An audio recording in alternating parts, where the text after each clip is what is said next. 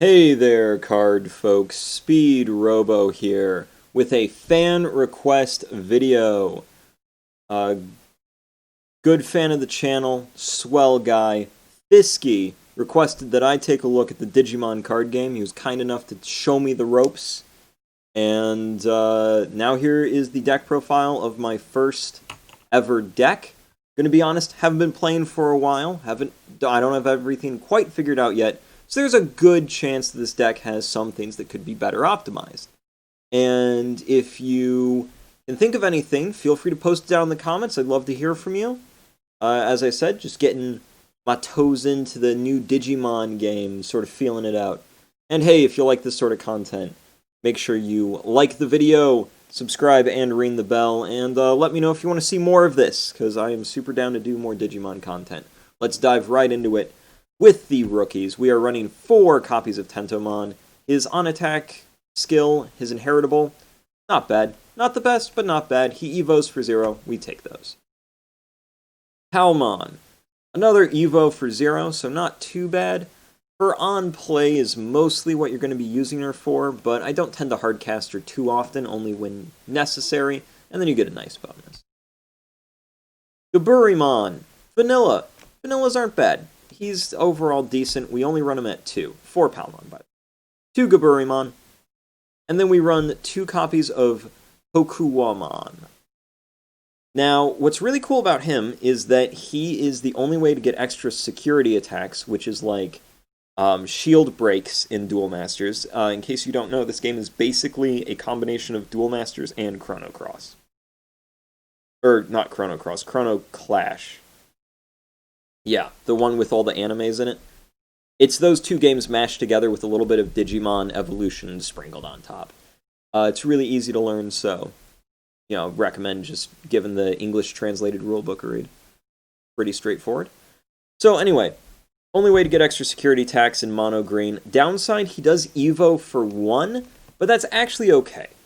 Now, one of my favorite things to do is to only give my opponent 1 point to play around with, which is super fun, and is my favorite thing to do. So, honestly, if you have him turn 1, he's not terrible. He's not ideal, because the only thing you're doing is evolving to Rookie that turn, but if you're going first, it does only give your opponent 1 point to play around with, which is fun.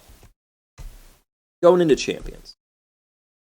First champion, my main man, Ogremon. He's got jamming, and jamming is great, because then I can hit my opponent's security and not worry about my Digimon exploding into a million pieces, which sucks. So yeah, Ogremon, awesome, love him. Woodmon, he's your blocker. Good stuff. A lot of times you don't really evolve into Woodmon, you just end up hardcasting him when you need a blocker. That's what I tend to use him for. Kabuterimon, the main guy I tend to evolve into, because he only costs 1, and again, it's super funny to give my opponent 1 point and say, deal with that, nerd. So, it's good stuff.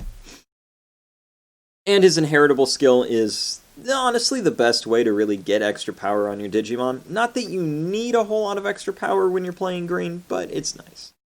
If you hardcast him, don't do that. That's, no, terrible. Never ever pay 6 for this guy. It's the worst. Don't do it. Hardcasting Ogremon, though, that's totally fine. Honestly, like, 4 for this guy? Absolutely. Any day of the week. 4 for a 4,000 jammer? Oh yeah, I'll pay that. Ultimates. Got Lilymon. Number 1, she's cute, and that's important. That's what I like. That's why I play green. They're cute. Now, her inheritable skill, pretty good. Pretty good for what we're trying to do.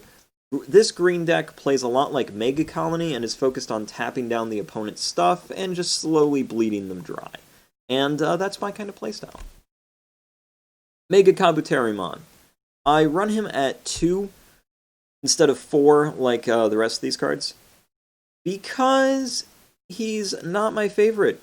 When attacking, if 2 or more of your opponent's Digimon are at rest, get +1 memory. If you're playing green right, your opponent's really only ever going to have 1 Digimon on board, because you tap them down, attack them, kill them.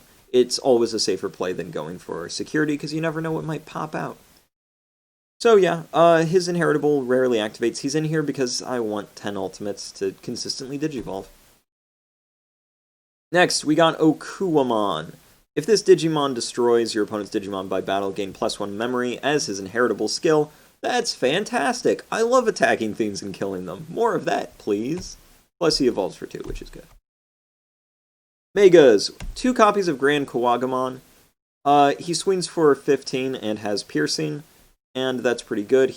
We only run him at 2, because, boss of the deck, Rosemon. She will step on you, and you will like it. You do not have a choice.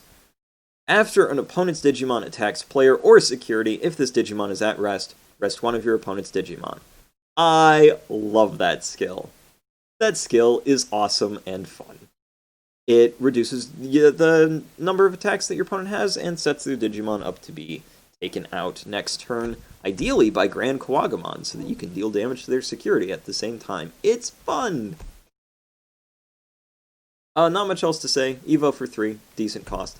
Part of the reason we only run 2 Grand Kawagamon is that his Evo is 4, and that's a little pricey.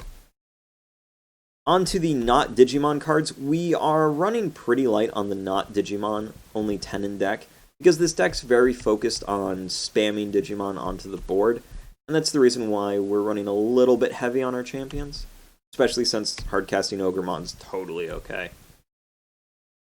So we run 4 copies of Mimi. I'm thinking about taking her down to 3. Now, hear me out. I have had her clog up my hand a lot. Unlike some other tamers, where having more in play is totally fine, you really only ever need 1 Mimi in play, and any extra is just not ever going to help you. She effectively gives you a second raising phase, and you only ever need 2 raising phases, and believe me, you will run through all 5 of your Digi-Eggs, which we will talk about here in a minute, by the end of every game, because you'll have Mimi, and you'll use her every turn. So I am seriously considering taking her down to 3. Her start of turn ability is what matters, which is cool, but generally you only need 1. Maybe I'll swap her out for Izzy for a little extra draw power, but cards in hand is not really a thing I need either. So I'll probably take her down to 3 to run Hornbuster at 3. One of my Digimon gets +3 until the end of the turn. Its security effect is what's really good. Rest one of my opponent's Digimon and put this into my hand. That's freaking great. I love it. The +3 DP can help you get over some bigger things your opponent may have, and it can come in handy. Because again, we want to be killing our opponent's stuff with attacks, and that's what we're all about. And then the last main deck card, Flower Cannon.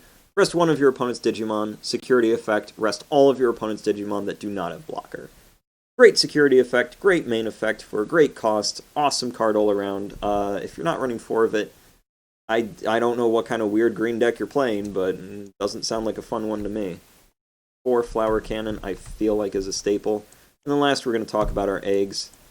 We run a total of 5 eggs, because like I said, you're going to rip through your eggs at lightning speed. And that's going to be 4 Tanimon, 1 Freemon. I'm thinking about going 2 Freemon or 3 Tanimon, just because I like Freemon. It's cute. But Tanimon, honestly, these both kind of suck. The first Freemon's inheritable skill is, if your opponent has 2 or more rested Digimon, this gains +2. Again, if your deck's working right, your opponent's never really going to have 2 on board, because you're going to be killing them at lightning speed. And Tanimon's is, if you Digivolve a Digimon once or more this turn, you gain +1. Tiny, tiny power boost. Usually doesn't matter. And the other thing is, if you can't Digivolve, which sometimes you just can't, Tanimon doesn't do anything. And that's not good. So honestly, if green needs something, it's better eggs. Alrighty, well that's been my deck profile. Nice, short, sweet, and to the point. Rosemon's great. Favorite card in the game thus far. I'll almost certainly be doing more Digimon content. I'm really enjoying the game. It's fun to play. Is it a perfect game? No. It has a few little niggly problems that if I wanted to nitpick it, I could. But overall, it's just an absolute blast and a joy to play. So, hopefully you guys are into more Digimon stuff happening, because I would love to do more. Alrighty, well that's been everything. I've been Speedrobo. and I'll see you later.